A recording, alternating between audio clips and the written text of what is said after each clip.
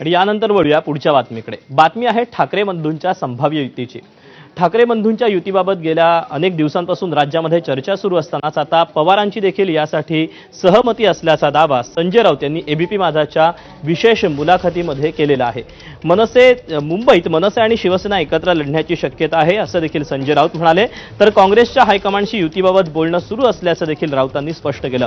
त्यामुळे ठाकरे बंधूंची संभाव्य युती होणार असल्याचे संकेत पुन्हा एकदा संजय राऊतांकडून मिळाले आहेत।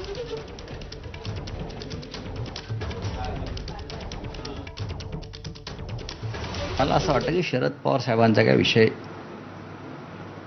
तसं अडचणीचं नाही आहे। त्यांना महाराष्ट्राच्या भावना माहिती आहेत आणि दिल्लीतलं जे हायकमांड आहे, राहुलजी असतील, काँग्रेसचे अध्यक्ष असतील, मुंबई महाराष्ट्रात काय चाललं ही जशी आम्ही माहिती देतो दिली, तसं काँग्रेसचं राज्यातलं नेतृत्वही त्यांनाही माहिती देत असतं किंवा दिली असेल।